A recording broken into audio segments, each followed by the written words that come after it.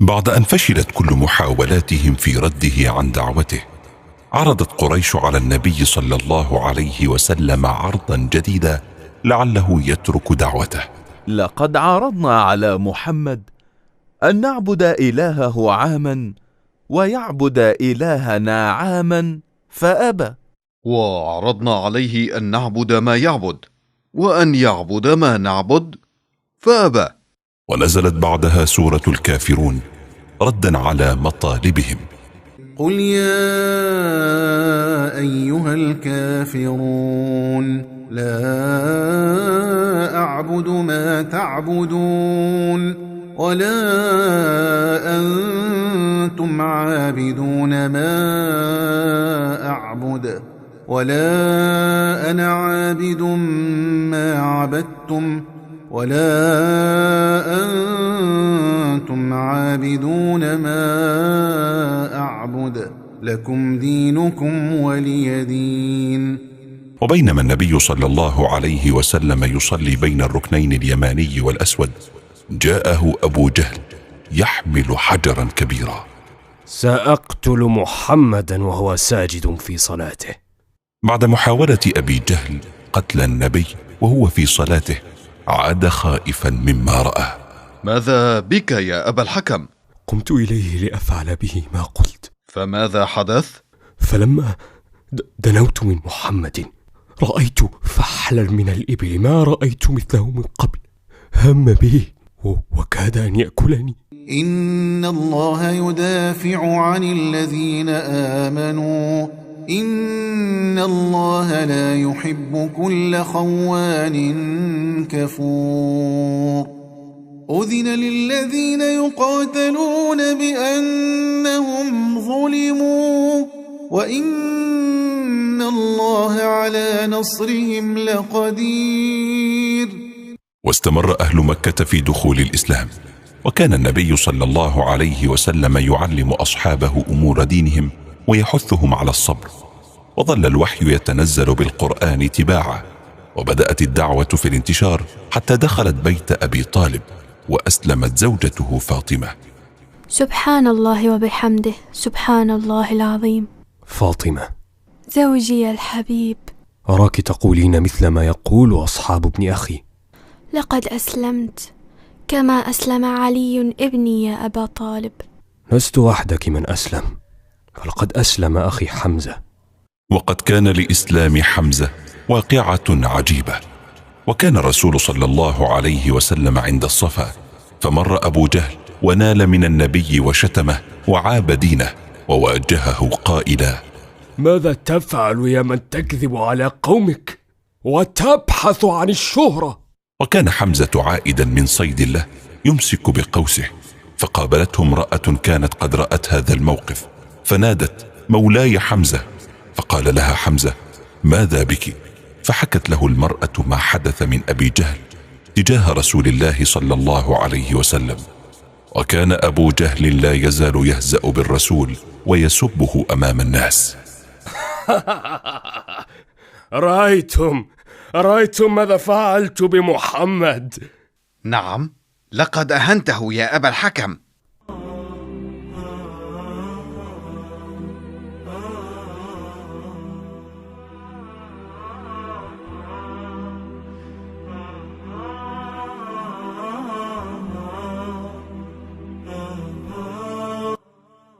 دعوا حمزة، فإني قد سببت ابن أخيه سبا قبيحا. فرد عليه حمزة: أتسب محمدا وأنا على دينه؟ أشهد أن لا إله إلا الله وحده لا شريك له، وأشهد أن محمدا عبده ورسوله. فعرفت قريش أن النبي صلى الله عليه وسلم قد عز وامتنع. وإذا رأوك إن يتخذونك إلا هزوا أهذا الذي بعث الله رسولا إن كاد ليضلنا عن آلهتنا لولا أن صبرنا عليها وسوف يعلمون حين يرون العذاب من أضل سبيلا. وهكذا بدأ الإسلام بالقوة والانتشار، ولكن قريشا لم تتوقف عن إيذاء المسلمين، وانقطع الوحي عن النبي صلى الله عليه وسلم لفترة أصيب النبي فيها بالحزن، وكان انقطاع الوحي ليذهب ما وجده النبي صلى الله عليه وسلم من الروع والخوف.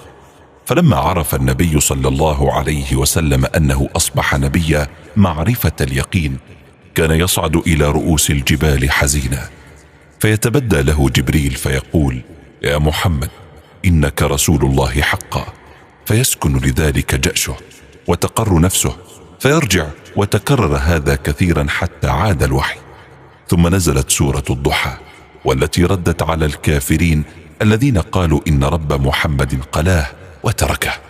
والضحى والليل إذا سجى ما ودعك ربك وما قلى وللآخرة خير لك من الأولى ولسوف يعطيك ربك فترضى ألم يجدك يتيما فآوى ووجدك ضالا